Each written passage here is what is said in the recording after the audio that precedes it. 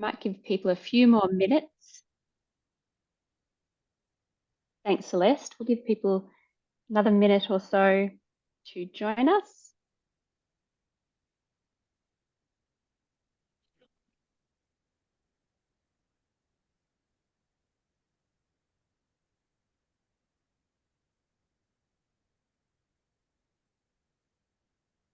And you might choose to pop in the chat your name and perhaps where you're joining from, and perhaps in what capacity. Are you an executive coach? Are you a leader coach? Are you in HR or an org psych? This is as much an opportunity for you to network as it is to learn. So I'd encourage you to pop that in the chat or perhaps edit your handle, whichever you prefer.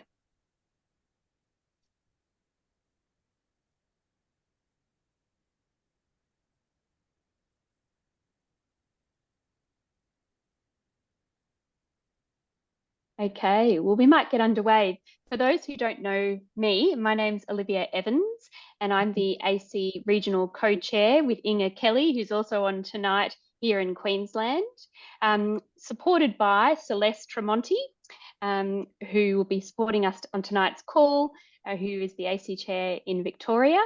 And I'm delighted to welcome Dr. Saba Hasanie this evening and today to speak on the topic of harnessing personal histories.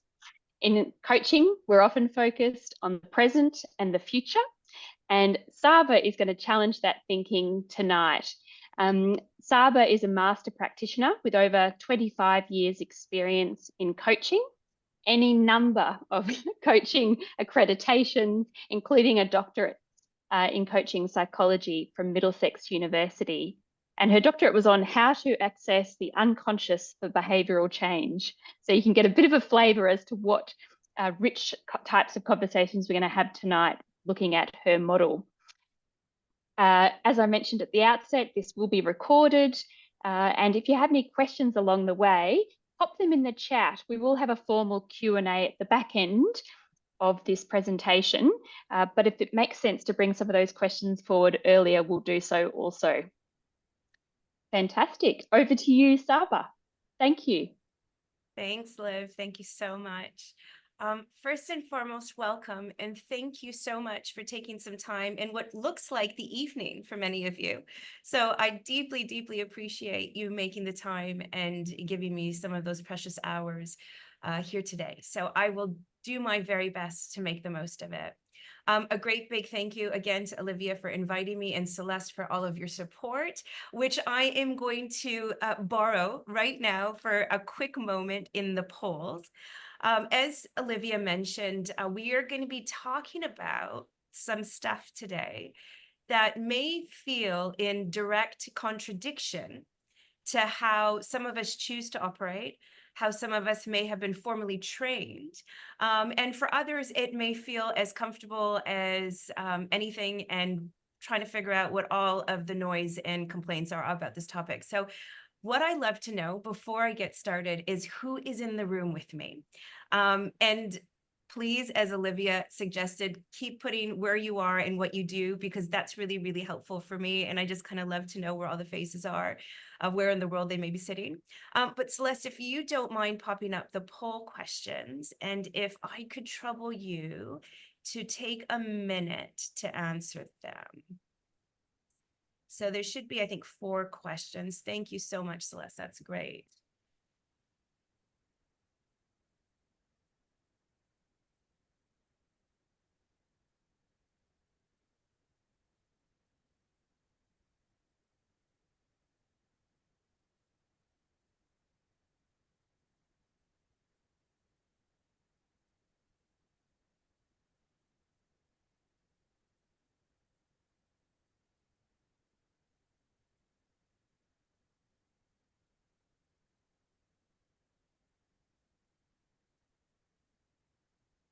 Some of these questions may provoke a little bit of reflective thinking that feels a little uncomfortable then to respond right away, but whatever your gut reaction or instinctual reaction we'll go with and then see how we do. So we've got about 7 answers. We'll give it a few more minutes. Try to get everyone in the room if you're comfortable.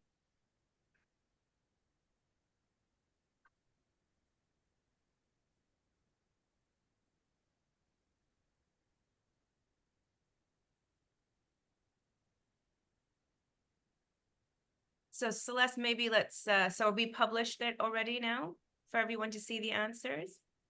Yeah, Beautiful. everybody's answered, so. Okay, wonderful. So let's share these results just to give you a sense of where everyone is and also for me to review. Oh, wow. I've got a very strong and dominant group of people who believe, yes, the past significantly informs our ability to change. That is wonderful. Delighted to hear that and can't wait to discuss with you a little bit further about your views on that.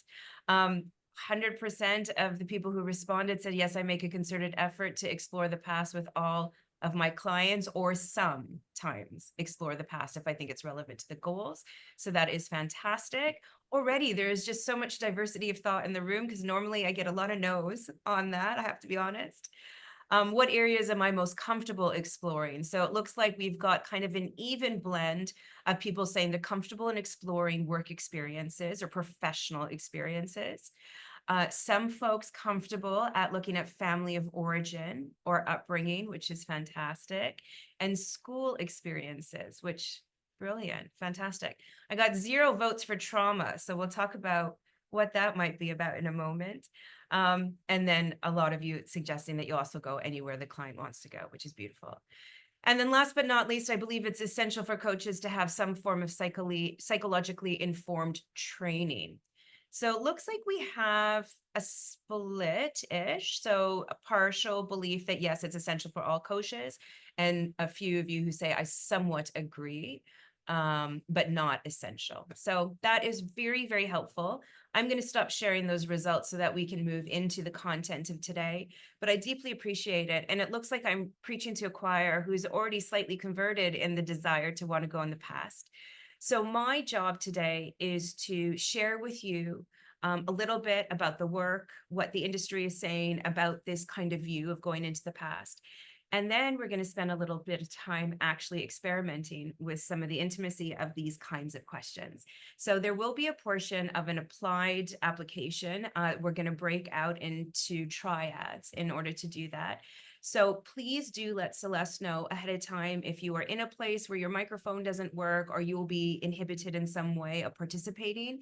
And then Celeste will make sure that she makes the allocation of the groups accordingly. So, but just do let us know if there's any challenge on your end in being able to participate in the applied work.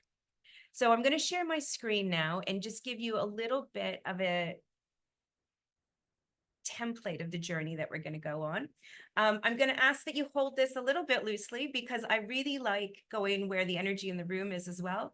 So I want to encourage you to please either pop in questions into the chat, but my preference is just to come in the room. I don't want it to feel like a one-way dialogue exclusively, although I think in these formats, that's what it tends to be.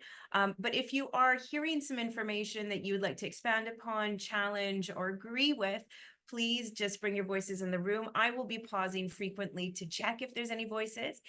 If you would rather put your question into the chat, then by all means, whichever way you are comfortable to contribute. My only request is that you do.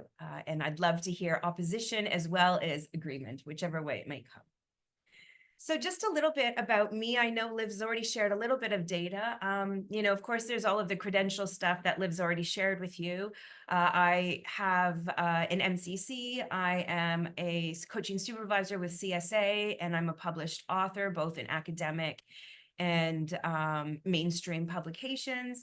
I'm the managing director of a company called OSC, which is based here in Singapore, but we primarily focus on executive leadership development. I've been doing this for a few years now, so it's been a real privilege and pleasure to be here.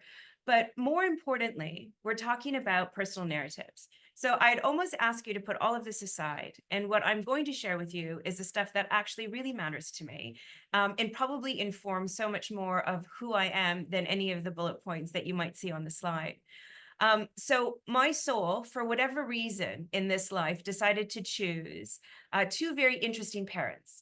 It chose a Persian mom who is very, very, very spiritual and the youngest of 9 children, and also chose to pick an academic, agnostic Indian father.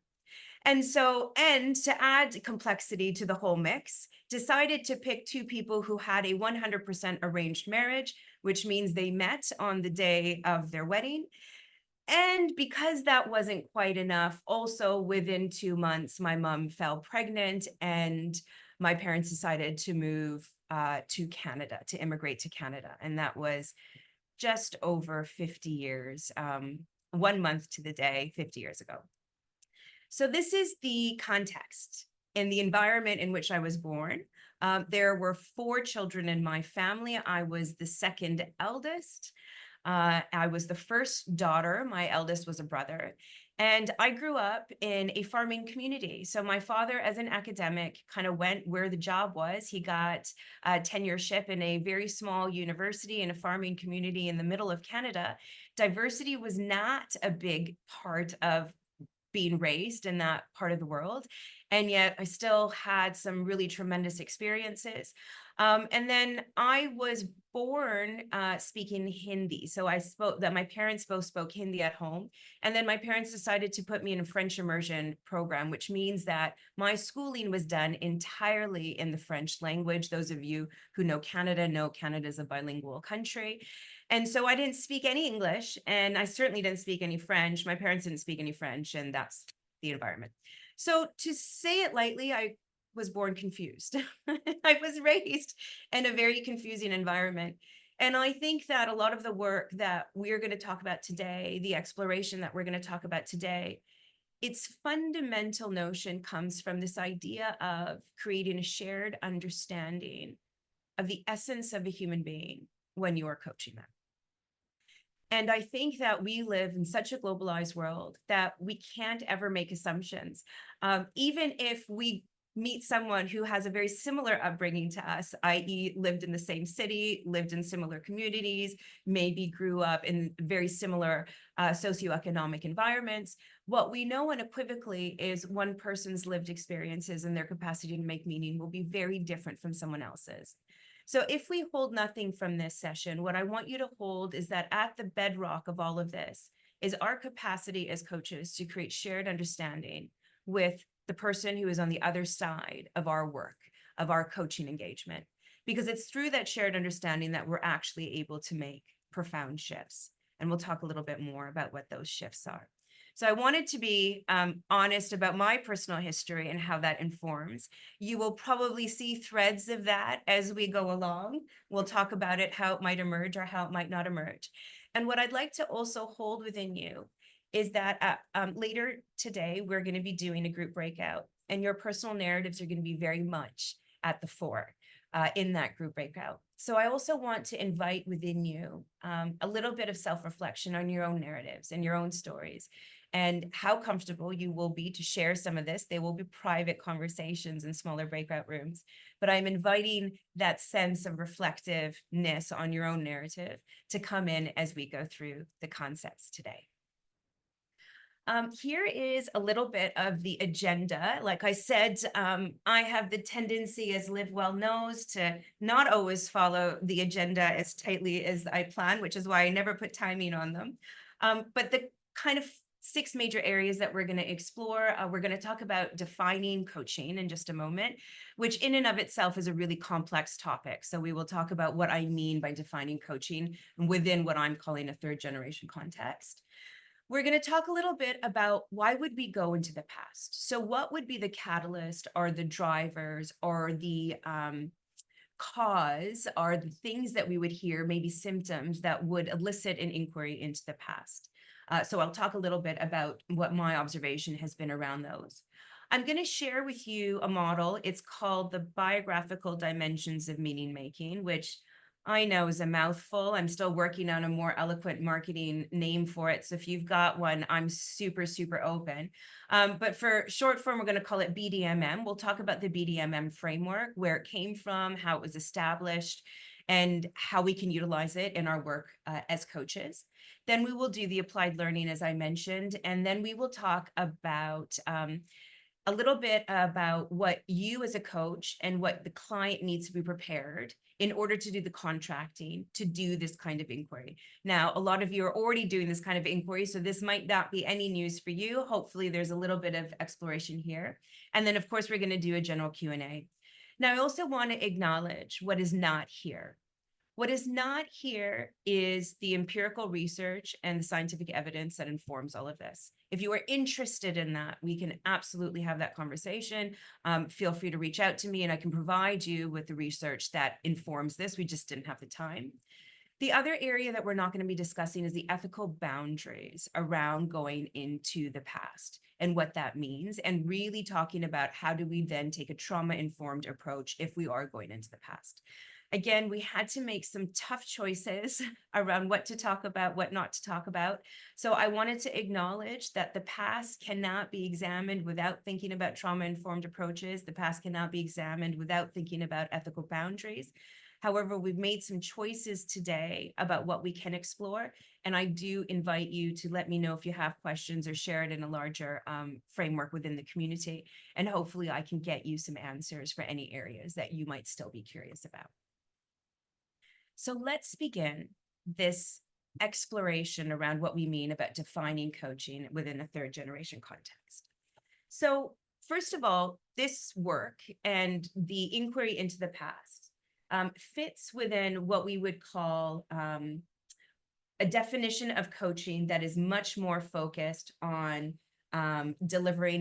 moving away from delivering outcomes and moving towards conversations that create deeper meaning and explore deeper identity work.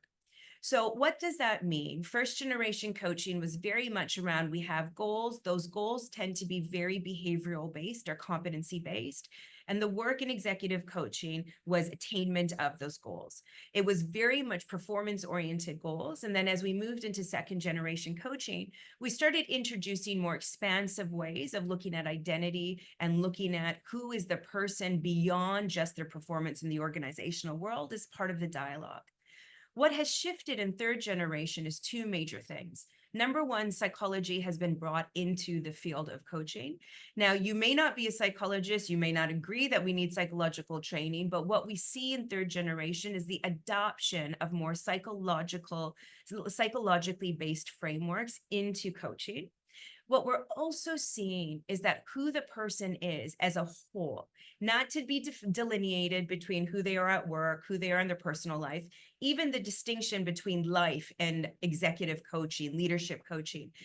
This is becoming very nebulous in the world that we work in because we are no longer able to differentiate what sits then as an executive coach, what is a leadership coach, what is a life coach, what is X, Y, and Z.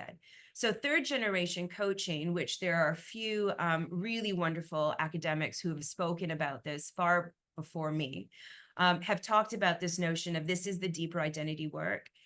This is about shared meaning making, which we'll talk about in a moment. And it is sitting in the field of coaching psychology. Now, the other thing that we know about coaching psychology is it tends to be based on cognitive behavioral and solutions-focused coaching. What we're talking about today is really going to be informed from psychodynamic process and psychotherapeutic process.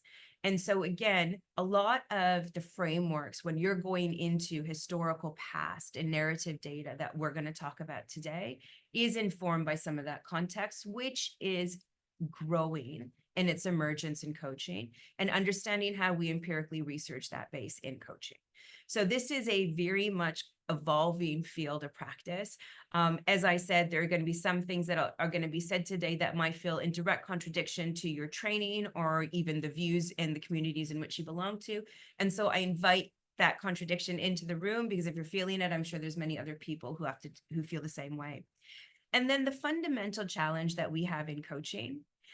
This is Annette Fillory-Travis. If any of you happen to be familiar with her work, she's brilliant. If you're not familiar with her work, please look her up. She's absolutely wonderful. She's based in the UK.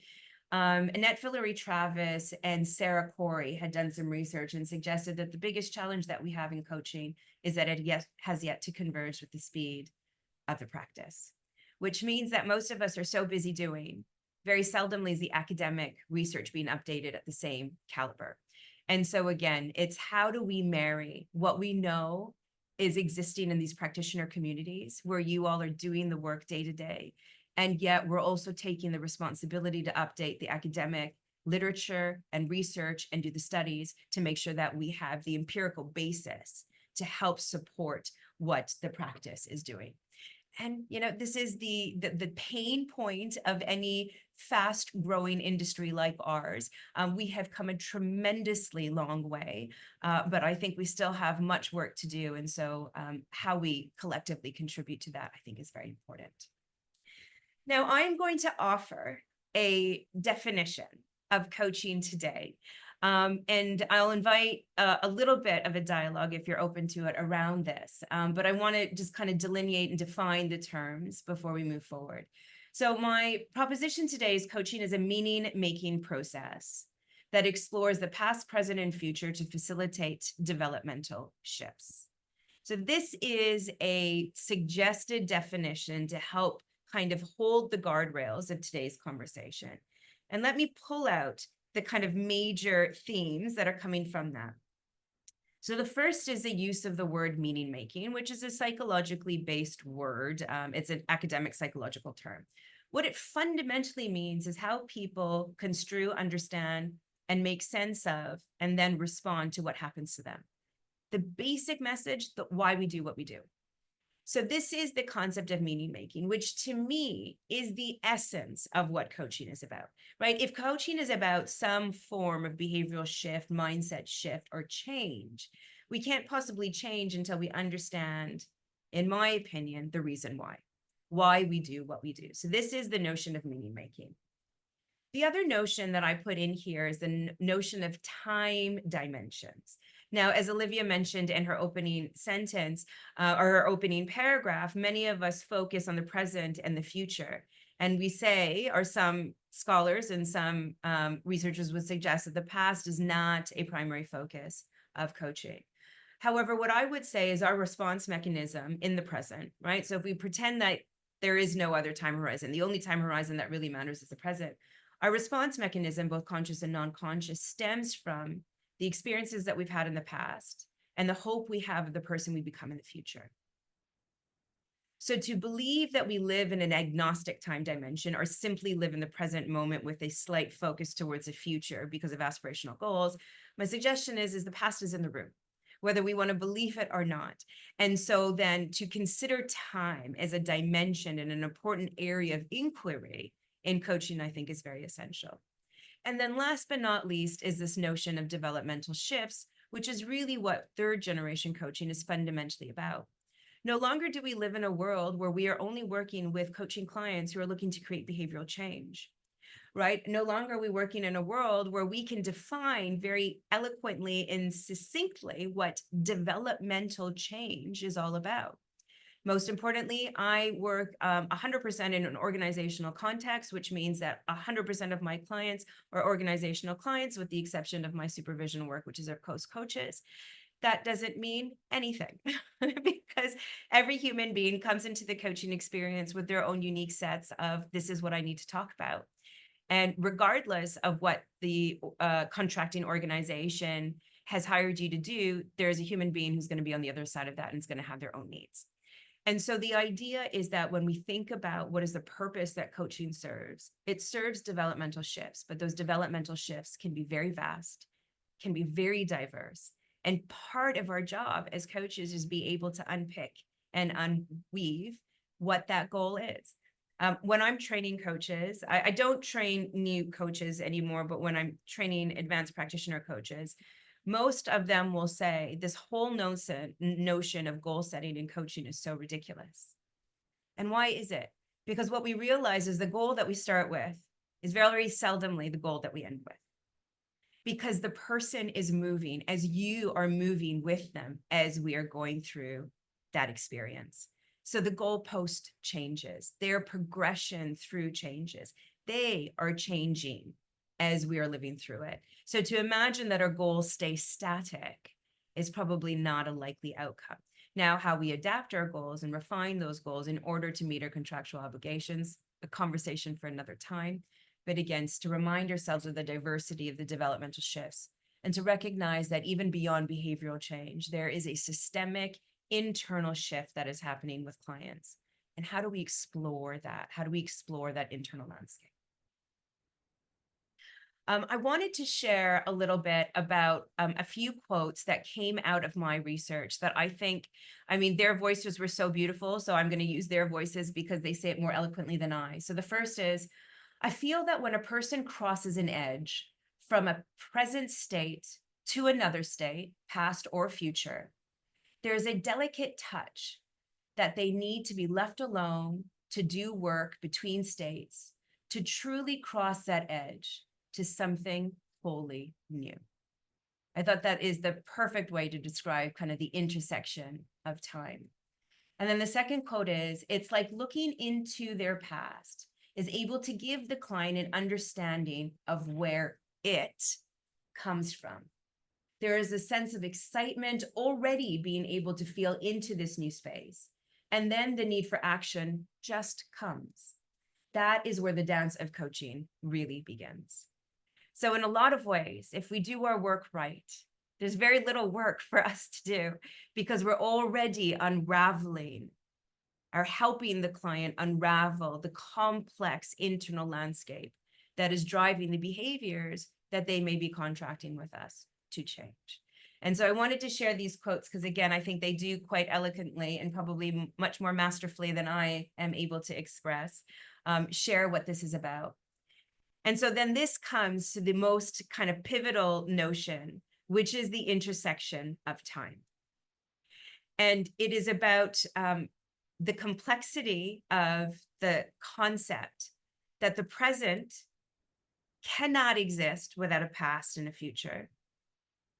The past cannot exist without a future, and the future cannot exist without past. And so then what does that mean pragmatically when we think about coaching? What it means is that the past is always in the room. What it means is that the hope for a future is also in the room. So when I think about the work that we do, when we're looking at personal histories, when we're looking at trying to inquire into the historical data of a client, what I like to think about is that the past represents the essence of a client. The present is the meaning maker. It is the person who is trying to tell you, this is why I do what I do. And sometimes that person needs to go to the past to update that narrative. And then the future is the hope. The future is the aspirational aspect of, and this is where I'm going towards. And so again, if we look at our work in the present and even future orientation, these time dimensions cannot exist without some kind of intersection of the other. And so I invite you to bring that into your consciousness and into your thinking. This idea that the present can't exist with the past, the future can't exist without the past. The present is this meaning-making function that is constantly trying to re-rationalize why we do what we do. I think what that does then is give us a little bit more permission to explore irrelevant of time. Right? Whether it sits in the past, whether it sits in the immediate past or the far past, or how far do we go? People ask me, at what age can we start doing this inquiry? To me, that's not the question. To me, the question is, you are working with the meaning maker in the present. Where does that meaning maker need to go to help them better understand why they do what they do and why they would want to update or change that model in order to serve who they're trying to become? And so my hope is that thinking about this notion of time intersectionality helps in giving us a little bit more freedom to explore and to understand and to create a richness of understanding for our clients as much as we are doing for ourselves. So that is the context setting around defining coaching within a third generation and talking about kind of those core elements of developmental shifts, time intersection, and meaning making. I'd like to pause here for a moment and just check in and see any thoughts, reflections, comments from anyone before we continue to move forward. I see some notes in the chat as well, so allow me.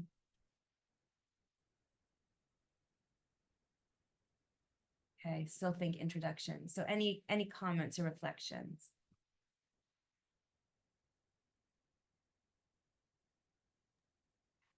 Despite high, if I understand correctly, what you said is every person has these three combinations of ingredients or about past, present, future. And what you are saying is you are not saying, you are not conditioning, or your view is not you have to focus on the past, is that let the needs of the coachee, of the client, bring whatever is required for the moment. If the person needs to go to the past to understand why certain behavior is happening, go with it. Or if the person wants to focus on the present, aiming to future changes, let it go there. Is that correct? Yeah, that's beautiful. I think that very succinctly describes it. At the core, it's the present is the meaning maker. It's why am I doing what I'm doing? So if I want to change what I'm doing, that means I got to go somewhere. I got to change the goal, which is the hope of the future, or I got to change the rationale of why I do what I do from the past. I got to re-update the way I look at it. Yeah, beautiful. Any other thoughts or reflections? Saba, it's Pauline here. It kind of strikes me then as we explore this that we need to be mindful of the same thing for ourselves as practitioners. This isn't just about the person we're working with. Is that right? Absolutely, unequivocally. Our capacity to do this work is directly correlated to our capacity to do this work for ourselves. And so, yes, we are going to be as subject to the experience as our clients are. One of the words that I took out of my definition was mutual meaning making, which is actually what I really believe, because it is simultaneously by working with you as a coach and only you as that coach and that client being only them, that something happens, right? So when you are working with a client, it will be very different from then how I work with the client. So we are as much influencing that process.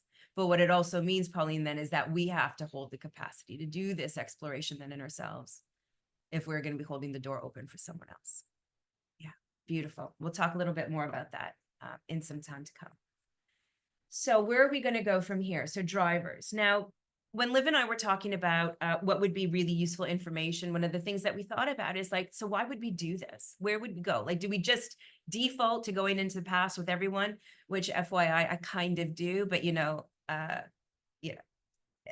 not surprised given probably the background that I told you. But here are some things that I look for that often encourage the exploration of the past. So I break it up into three major categories. There's self, relationship, connection, and then meaning making, this why seeker, right? If you look at it as a very simple way, the why seeker. So when you're thinking about the self, I'm thinking about notions of if I feel a client is struggling with self-acceptance, if I see a client is struggling with a sense of accountability, right? So they're kind of putting outside of them what is happening, like, oh, I can't believe this is happening. It's a system. It's all of that, right? They're losing their sense of agency and control. And if I can feel that churn, right? I can feel the internal turmoil that's happening with the client. That suggests to me, number one, that something is happening in the non-conscious. So I need to be able to figure out a source to get into that. Now, usually the data that I use is emotional data, and we'll talk about that, but it means that there's something existing in the non-conscious. I need to go there. And often that comes from the past. The other thing that I like to look for, or cues that I like to look for, is how people are in relationship and connection. And so again, my curiosity is immediately piqued when I hear about challenges in people's ability to form and sustain relationships. So if I meet a leader who's really challenged with relationship-based dynamics, their developmental goals are in some of those areas. I'm often very, very curious around the template this client has about being in relationship. And I am based in Singapore. I have a multicultural background, and I have been here for 15 years. And so what I have learned the very hard way is being in relationship is very unique and a very personal perspective of what is considered safe and not safe in relationship. And so again, just hypersensitive to understanding what is this person's definition and what is the organizational context definition of what it means to be in relationship. If there's a delta, how do we explore that? Where do we go? The other thing that's really, really interesting in looking at relationship is the need for power and control. These are really, really strong indicators that there is a long personal history that requires examination if we're looking at people who are struggling with power and control, the need for, or the loss of. And then again, the divide between should versus actual. So the ability to pontificate, this is how I view relationships. And yet somehow the data, whether it's a 360 or feedback informally, or even just challenges in the environment, there is a big divide between how this person talks about being in relationship and therefore how they are in relationship. And so again, something is askew. Where does that go? Historical data is usually very informative from that. And last but not least, it's this why maker. So what is happening with this why maker? So this why maker, it's their ability to make sense of why I do what I do needs to be grounded in strength of identity. If my strength of identity is feeling compromised, my ability to understand why I'm doing what I'm doing is then deeply compromised. And so I'm looking at conviction and strength of self, right? So part of it is self-acceptance, but part of it is also around self-awareness and the strength and conviction to allow myself to exist, to give myself permission to be who I am, as opposed to living in the story of what I am supposed to be, which is something that we often come across in organizational life. Other indicators, the capacity to belong. So whether people are struggling with belonging, whether they're struggling with creating belonging in their teams, belonging to their organization, again, this is a really strong indicator of going in the past.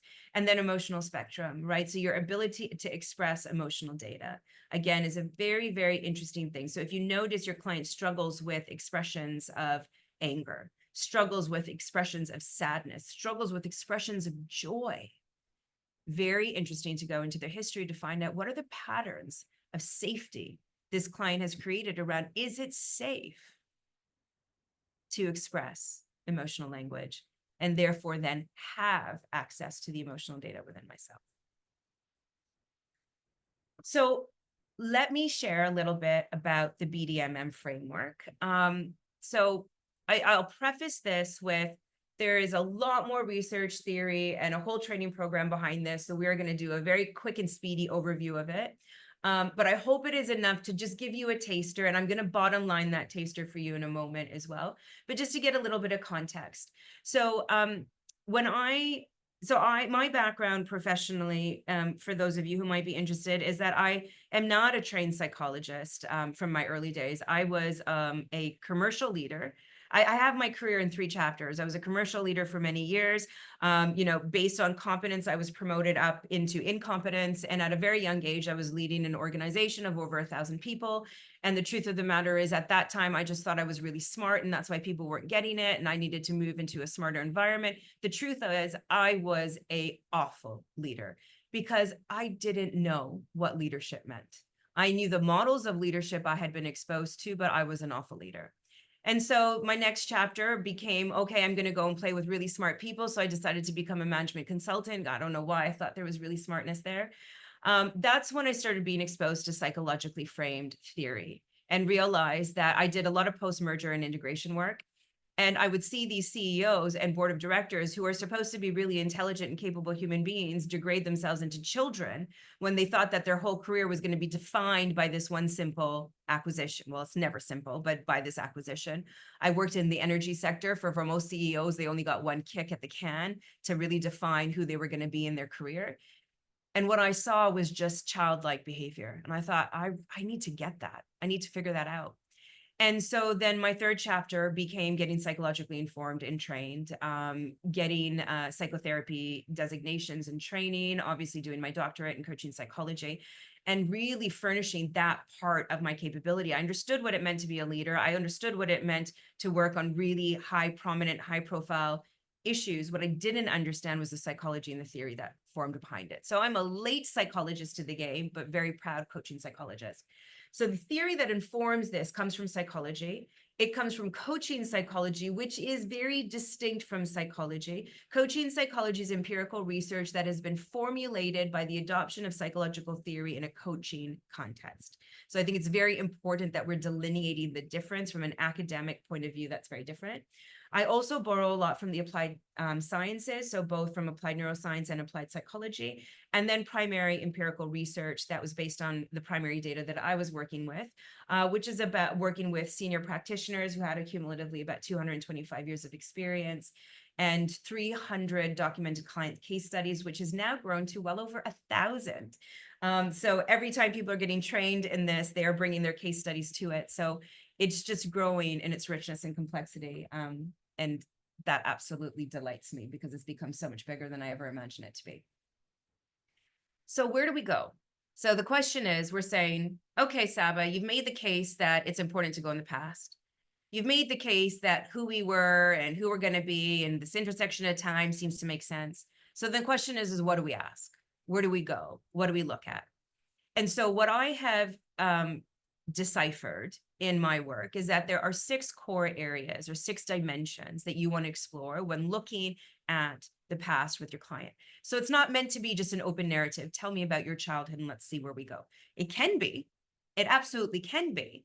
But my curiosity was, how do we link that to leadership tendencies, which I'll share with you in a moment. And so that's where these 6 dimensions come from. So what are these 6 dimensions? The first way for me to demonstrate hierarchy is by asking you a very, very simple question.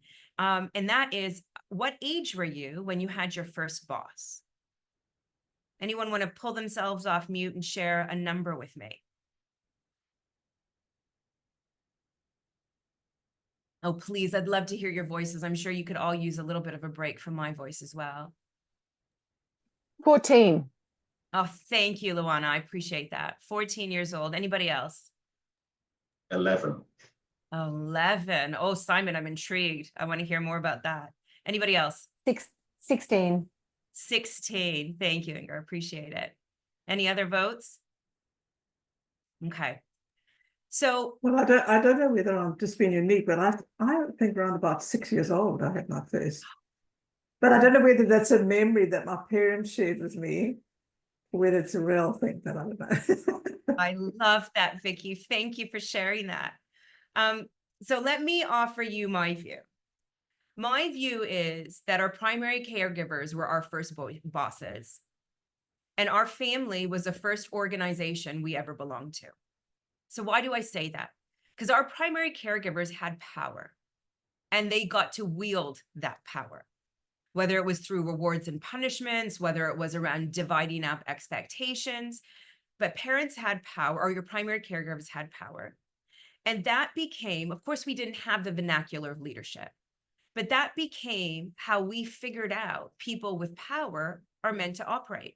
Now, I'm not saying it's good, bad, or ugly. I'm just saying that was our first template. And our family was the first kind of collective unit that had expectations of who we were and how we were going to bridge it. So when I say hierarchy and exploration, this is around the evolving structures of power that we have been exposed to, our primary structures of power being our hierarchical structures, i.e. primary caregivers, mom, dad, or whomever was raising us in our family of origin. Then, Vicky, I found it so fascinating that you said 6, but this then is a very pivotal time, 5 or 6. Why? Because we start school. And in school, what happens? All of a sudden, we start meeting all of these other adults who use power very differently than the adults that we had been exposed to up until now. So now we've got a richer tapestry of examining what does these different leadership modalities look like. And so we're mapping these leadership tendencies or these leadership templates over a lifetime. By the time we get to 14, 16, 18, 22, whatever age you said you were, you actually have a really informed template of what it means to have power and what it means to yield power or not. And you also have a relationship to the safety of those models that you've experienced power from. And so the idea around this is that looking at those hierarchical structures is so tremendously informative to trying to understand what happens to people in organizational life when they themselves become leaders, or they are working for leaders who really challenge our sense of safety and security as human beings. So very fascinating area of exploration. The other area is peers. So what is equally important when we talk about leadership is also followership. It's about connection. It's about understanding how we can be in relationship with people who are sharing power as much as it is to have power or to be powered over. And so the exploration around who were your peer groups, how did you build relationships? How did you build friendships? How did you build romantic connections? Not that that's always going to be an appropriate place to explore with your clients, but how people formed relationships is fascinating, but most specifically, how people see themselves in relation to people who are perceived to be their equals, right? Did you fit in school? Tremendously powerful question. Did you feel you fit into school? Why or why not? Identity is this journey from inherited to constructed. So the idea is that in our family of origin, we inherit identity, right? Our family or our culture, our religious units or parental structures or our grandparents, wherever it may come from, there is a system that informs who we are told we should be, right? Who we should grow up to be in order to be, from whatever principle or structure is informing a fully formed adult. So there is this inherited identity, who am I told I should be? And then there is a journey to constructed identity, which is the journey of who I am today and who I'm continuing to form to become in the future. And so it's about real life, like exploring that arc with your client around how they have chosen to either challenge or reinforce the mechanisms of their inherited identity. Relationship, I've already talked to you about. This is really exploring key attachment dynamics. So the most pivotal relationships in a person's life gives you a tremendous amount of information about how they choose to then form and sustain relationships in organizational life. Context is understanding the socioeconomic, sociocultural environment in which they were raised. Were you born and raised as a majority in the context that you were? Were you a minority? Did you identify with the social contracts that you existed in? Socioeconomically, what was happening in your world? What did you have access to? What we're also realizing is that we live in a world today where if you speak to someone, usually you could listen to their accent and know immediately roughly where in the world they were from. What we have is this really phenomenal concept in Asia right now that we see very omnipresent is I will meet kids all of the time, 16, 14, 13 years old, and they sound completely American or sound completely British. And I'll say, it's really interesting. Tell me about where you go to school. Doesn't seem to jive where that comes from. Where is it being informed? By the TV shows that we watch. The TV shows of normal families in a Western context, either from the UK or from the US or from Australia, is now becoming our social context. I've never lived in Australia, but I watch TV from Australia. Now this has become my reference pool of where I come from, the values that are driven from me. So again, this very immersive world that we live in is complicating things and how we map where people come from and the different avenues in which they're exploring. And last, but certainly not least, is emotional spectrum. How do we work with emotional data to process what is happening for a client?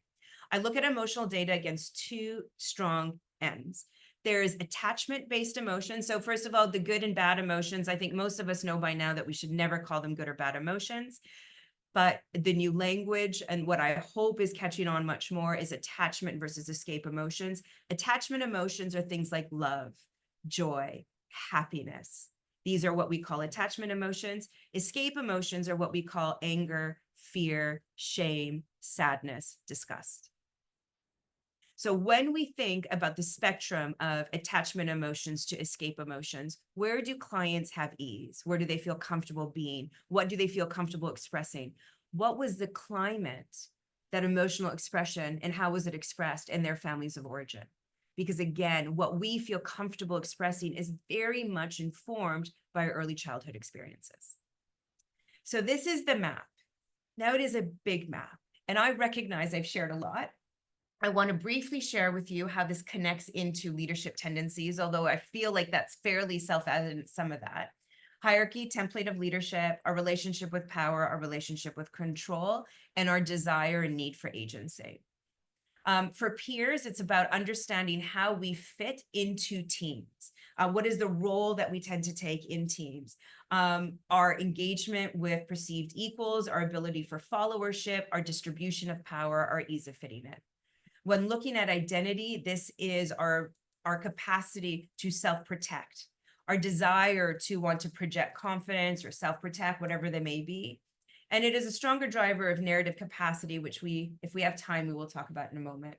Context is the societal expectations that I am judging myself by.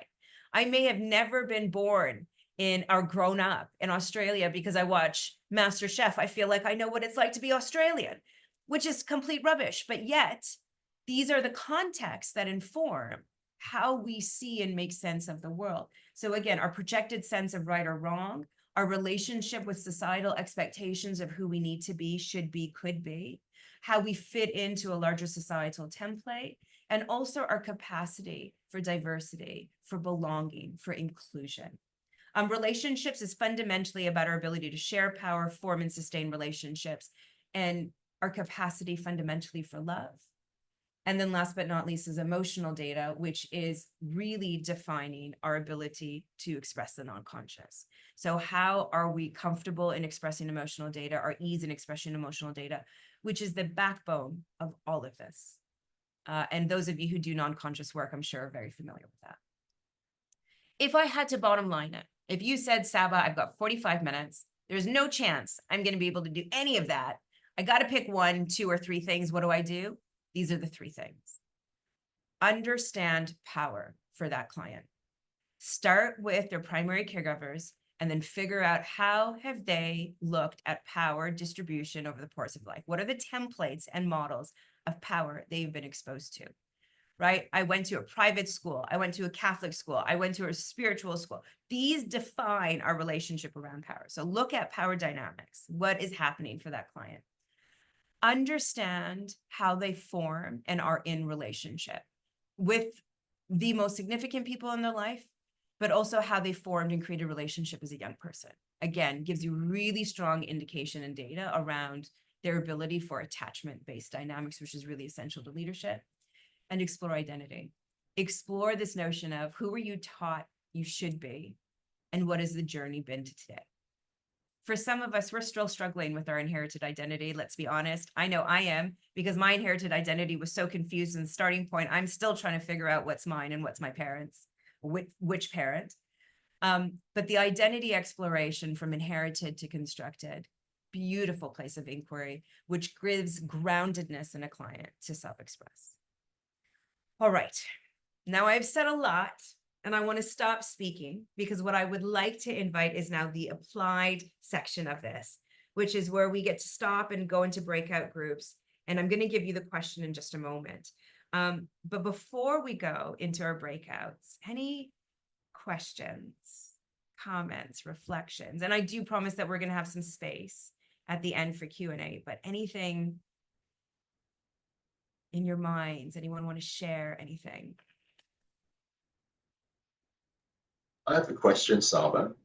Do you see a clash or a tension between the way that ICF, between this coaching psychology approach, and way that the ICF defines and teaches coaching?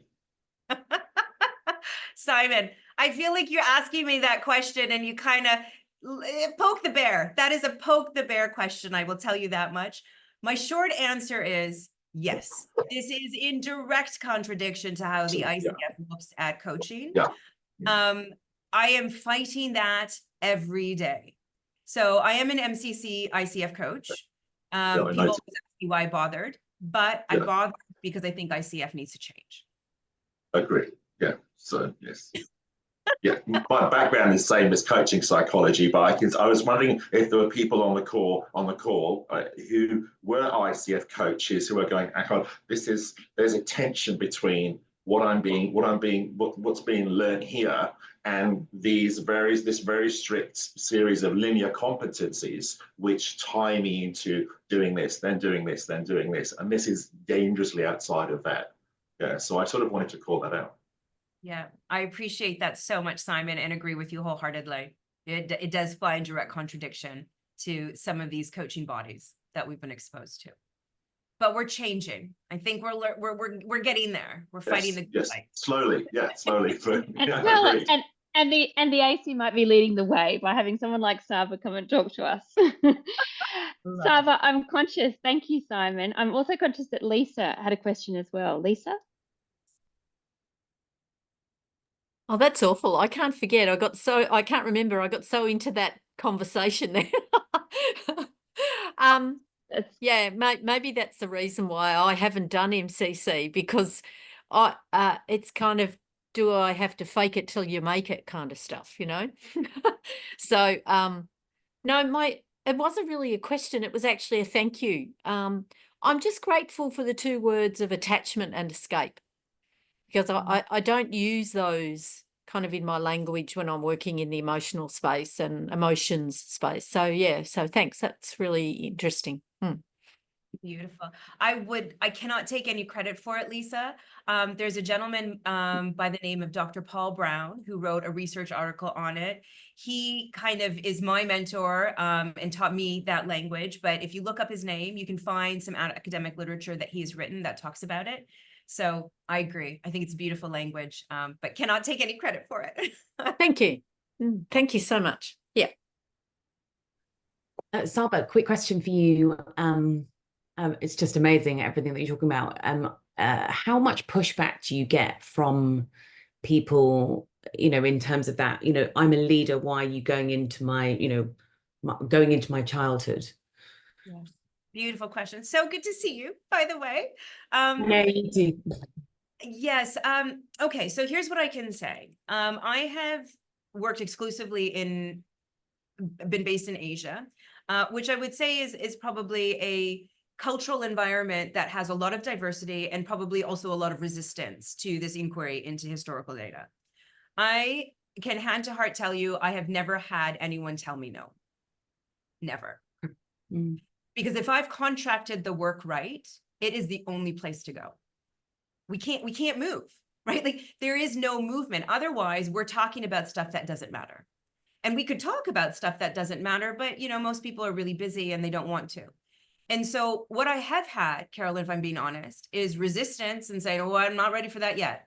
Or you haven't earned my trust, or we are not at that point yet. But I have never had anyone refuse. Because when we are ready, right? Like I go there when we need to go there. And when we need to go there, if I've done my job right and they are doing their work, it is the only place to go. And so I know that there is a lot of curiosity around that. Can we really, really do it? And my answer is wholeheartedly, you'd be surprised at how much people actually are willing to, if we contract and hold the space, and we are constantly giving voice and choice to the client. And we'll talk about what that means in a minute. But voice and choice is the most essential aspect of this work. If we're doing that right, I think most people are pretty comfortable. Nice. Now, of course, trauma comes into this as well, Carolyn, Yeah. so we can't say that without mentioning that, but we can talk about that more in the Q&A. Yes, definitely keep around that too. Yes, what draws my attention is the political dimension, especially in the Asian context.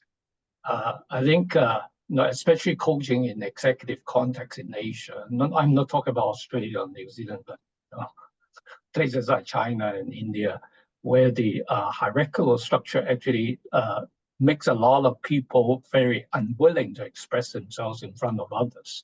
So I'm particularly interested in your sharing with us how this has particularly been sort of received by your Asian clients, this particular aspect of hierarchical. Do they actually resonate more, or do you find that? Yeah, thank you so much for the question, Alex. Yes, so I do this work very much with that audience, obviously based in Singapore, but doing work throughout the region. What I find actually that is so compelling is that we work in such diverse, expressive environments that oftentimes people are wanting to be able to say, here's why I'm different. This is why, as a Chinese employee working for an American company, this doesn't work for me. Or why, as a Malaysian working in a Chinese company, this doesn't work for me. And so what often happens is that, again, it is so fundamental that we are contracting appropriately about why we are going into historical data. What is the service it is going to provide? What is the value proposition it is giving that client relative to their goals? And then do the very intentional exploration around it. So it is not to uproot vulnerability. It is not to expose our deep, dark secrets. Is to allow us access to understand, why am I confronted and conflicted in this moment, whether it's with my organization, whether it's with my team, whether it's with my boss, whether it's my ability to connect to my extended diverse team. What is getting in my way? And so when we use it as a form and a place of data and inquiry and curiosity, rather than as a diagnosis of what could be wrong with me, all of a sudden there's so much more freedom that comes, because there's no such thing as being right and wrong in our history and our past. It is simply about going to our history and past to help us understand correlation, to help us understand why things today may be inhibiting our ability to do what we want to do. And that some of it comes from the historical templates or context that we've been exposed to. So I think there's a lot of freedom and liberation, but again, to your point, I think there is there's strong guardedness around that and why we're doing it. And contracting is a very essential part of that work. All right, I'm going to do a hard stop now, because I'm so wanting you to do the shared kind of group breakout. Now, as I have said multiple times, we're going to break you out into groups of 3. My first and deepest request of you is please contract with the people in the room. I'm going to put up the question that I'm going to have you ask, and that I want you to explore in a moment. But the first starting point, and we're going to do 30 minutes, but first starting point is please contract with each other, your own ease and comfortability to have this conversation. What do you need from your learning partners in your breakout to be able to facilitate this conversation? And if you choose, I want you to always feel voice and choice. If you say, I'm out, I would rather observe, then please let your learning partners know that. And so we don't want to put anyone in a position that they are uncomfortable in. So please make sure you do that contracting ahead of time. All right, so what is the question? Here is the question. How did your primary caregiver reward and punish in your family of origin? Now, most of you will not have a chance to go to part 2, because that in and of itself, I think, is very rich and a beautiful conversation. But if you happen to be very efficient and you've already done this work and you're very clear on it, what is the impact that has had on you today? So again, the question is, how did your primary caregivers reward and punish in your family of origin? So we're going to do 30 minutes. Celeste, my dear, if you don't mind putting us into our groups. If you have any questions, you're able to put them in the chat, or you can pop back in. Just let me know and we'll go through it. But again, please start with contracting and enjoy the conversation. Opening the rooms up now. Thank you.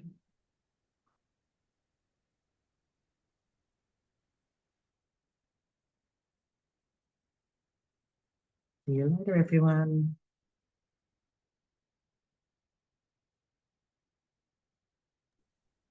Hi, Celeste. Jessica just messaged and said she can't stay. Into the dinner hour. So I do not want to interfere with that. Celeste, thank you. I realize I did not tell you to record, so that's perfect. I've talked a lot today about contracting and voice and choice. And so I just wanted to spend a little bit of time exploring that in a bit more detail to help just maybe even give you a little bit of context around how I look at that. But also, as the beautiful question was articulated at the start of this session, which is this notion of we need to be able to think about our own capacity to do this work as much as we need to think about the client's capacity to do this work. So the first thing I want to explore is the notion of resourcing. And so I want to talk about resourcing in a matrix, which is resourcing versus functioning. And so resourcing, to give it a definition, is our internal threshold and capacity to do this deep exploration work. So it's about feeling emotionally ready.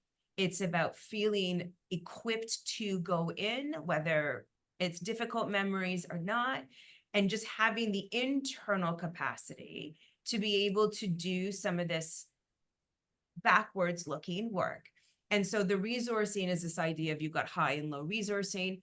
And you tend to want to only do this work when someone has high resourcing. Now, that is distinct to and different to functioning.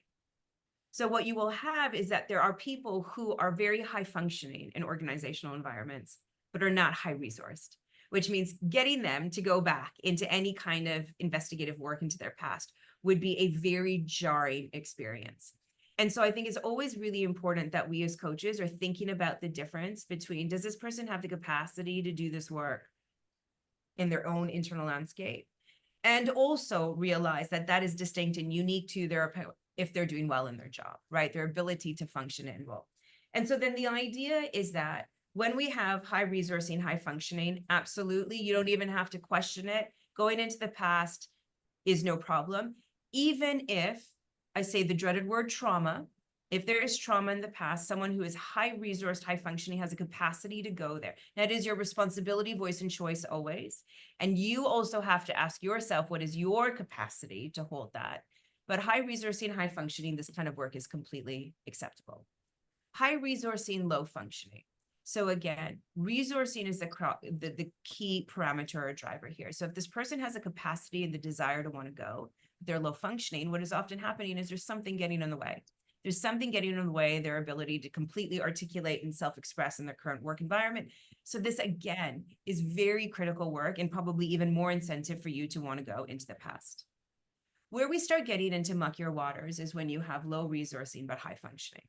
So low resourcing is suggesting that their internal landscape is feeling a bit overwhelmed, and they have figured out how to overcompensate by staying high functioning. Now, the risk that you run is that if you start doing some of that internal landscape work, you break that person, right? That person, I mean, figuratively, but you risk destabilizing that person. So it is very important in the contracting that you explore psychology and therapeutic interventions for them. It's very important that you both spend a lot of time being very mindful around whether this is going to be valuable work. And it is also probably very important that that person gets some resourcing support, which has to happen in a therapeutic setting. Because if they're low resourcing, it's not likely, you're not contracted by the technical definitions of coaching to do that work. And oftentimes there's healing and therapeutic work that needs to be done, which in my professional opinion is not the work that we do in coaching. And so I say tread cautiously. Now, this is not the case for everyone, and it doesn't mean it's an automatic no, because again, low resourcing, high functioning, this is a beautiful opportunity for giving people a new template. So I'm not going to say absolutely no, but I think it's tread lightly and make sure you emphasize the contracting piece. Low resourcing, low functioning, we don't go there. It's dangerous work for them, and it's not contractually the work that I think we're meant to be doing in coaching. And so again, I would say that this is very high cautionary work, that we wouldn't often go there. And this is oftentimes when we do think that there's integration work that needs to happen from the past, that we look to our support mechanisms, our communities, and our coaching networks and infrastructure to find therapeutic support for these individuals. Vicky, I see you've raised your hand. Please, by all means. Yeah, I just wanted to ask a question. You talk about when they're low resource, but they're high functioning. Mm-hmm. So, I mean, it's just someone I was coaching the other day, and she basically is really battling with her life decisions. And she said to me, I think what I'd like to do is I'd like to go to a therapist to sort this out. So my question to you is, if they're feeling low resourced, is that an option for them? So what you talked about, you know, you're building the resource. So if I said, so we agreed that she would go and spend some time with the therapist and then we get back together again. Would that be a way of resourcing them a bit more? Absolutely, Vicky, 100%. So encouraging that exploration is a way of building their capacity and their resourcing, absolutely. And then I think what becomes then the real contracting negotiation is timing. So is it stop coaching, go get therapy, come back to coaching within a time frame? Is it a fixed time frame? Is it whatever?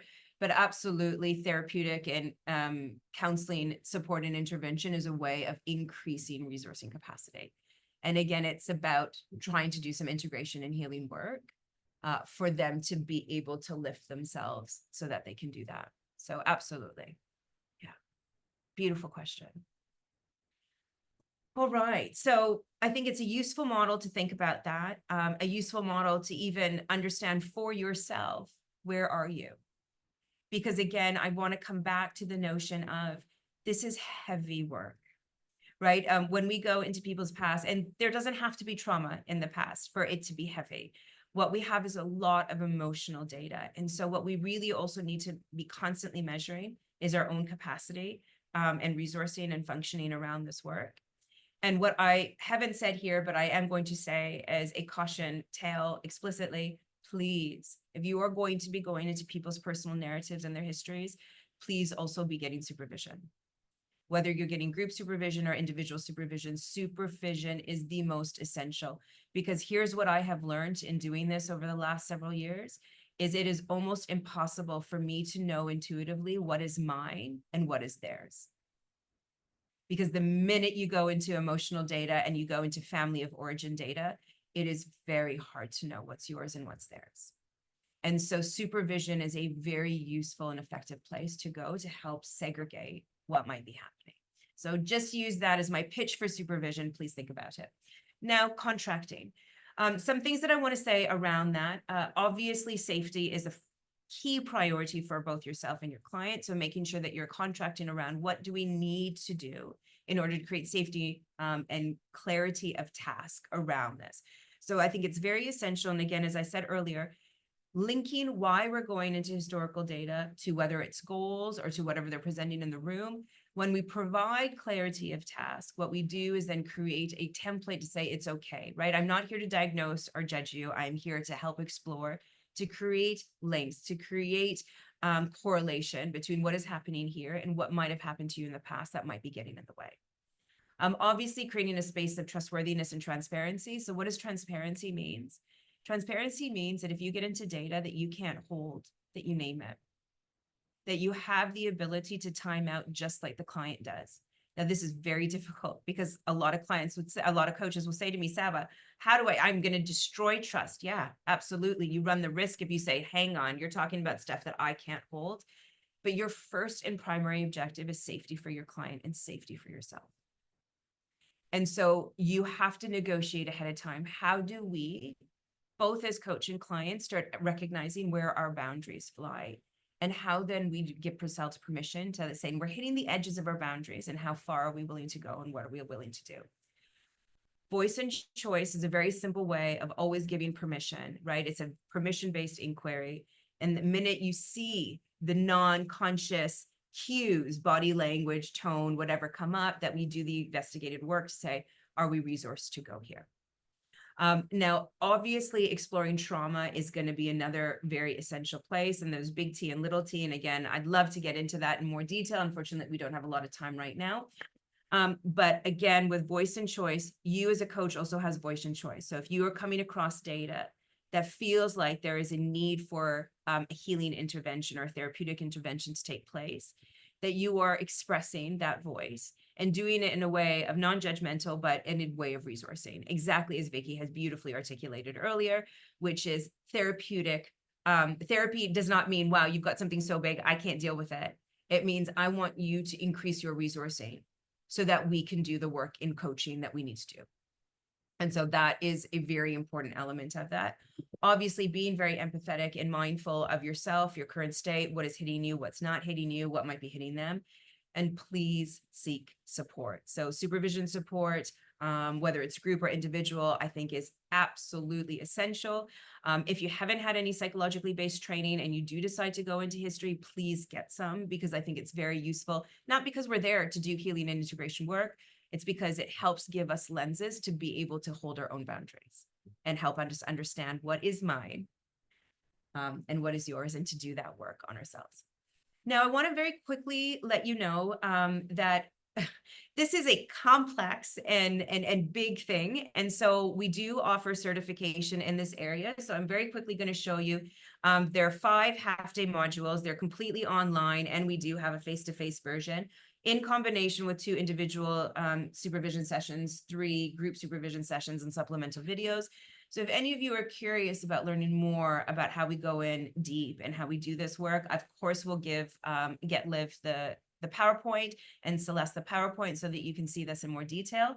And if you want to just scan this QR code, this will take you directly to the brochure and the information that might be related if you have any interest, or just pop me an email, which is equally available to you. But if there is any interest in going through that certification process, it is a program that we have been running for the last 3 years now. So we've got almost 100 graduates from the program, which is a beautiful thing. The program keeps evolving as more and more generations of coach codes go through it. So yeah, if that is of any interest, then don't hesitate to let me know. And that is it from me. We're not leaving a lot of time for question and answers, unfortunately, but I'd love to hear any thoughts or reflections that anyone might have, or any specific questions.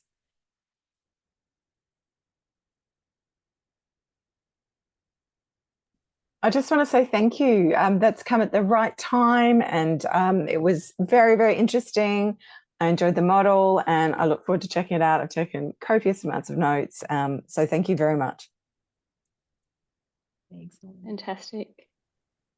Saba, I love the comment that you made about knowing where your stuff is and where the client's stuff is. I was part of a workshop and also a subject for research. It's called the Annandale Emotional Signature Scale, which combines 2 trauma scales, annihilation and abandonment.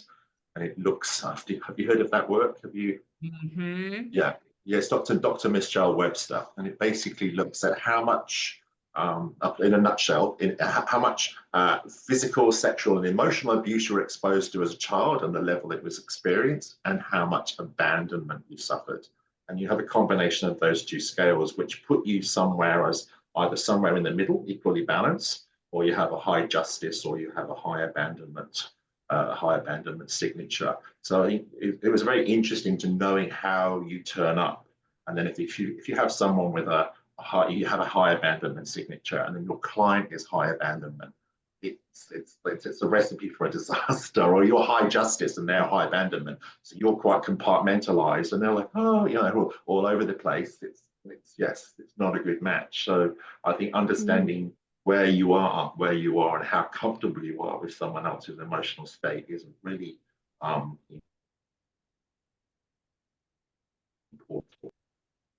Yeah. Beautiful thing. If I can ask, hope it's not a naughty question. Okay. Now, we say that someone is coachable only when he's prepared to be coached. Now, there are people who are not interested in making meaning. So how can you coach or make use of BDMM for people like that? Or should this tool not be used on people like that? Yeah. Well, it's a fascinating question. You know, immediately what I say is, when you're like, they're not interested in making meaning, I said, well, we can't change unless we make meaning. So what that would suggest is that they're not interested in change. And then therefore, yeah, I would feel like coaching probably isn't the right intervention at that point. I think that's an essential relationship to make, is that if we're not willing to do the depth of the work around what this says about who I am as a human being, then we will not sustainably change, right? What we will get is compliance behavior, and maybe that's good enough.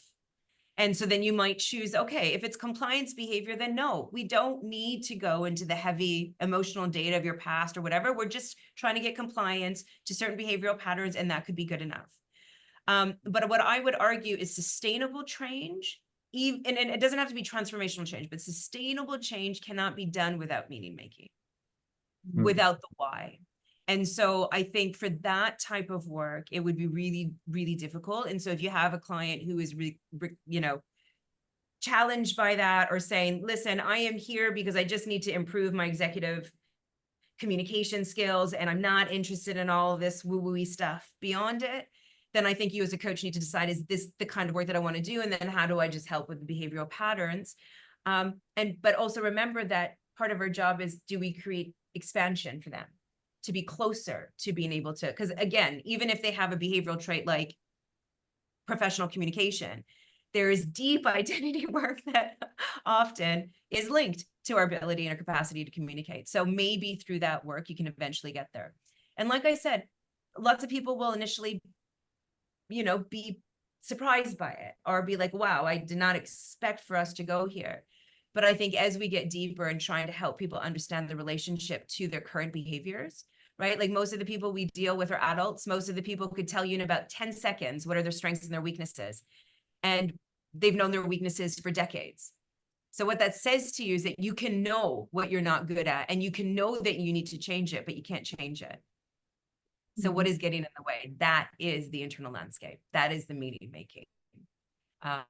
So yeah, interesting, beautiful question. One that we could probably spend 2 hours talking about, but that's how. Thank you so much, Saba. On that note, we might close. We are so grateful to you, Saba, for volunteering your time and energy and sharing what you have aptly described as your life work and trying to condense that into a palatable session for us. And I think we're all better equipped now to help create that shared understanding with permission-based voice and choice to make profound shifts with our clients. So on behalf of everyone, just want to say a huge thank you to you.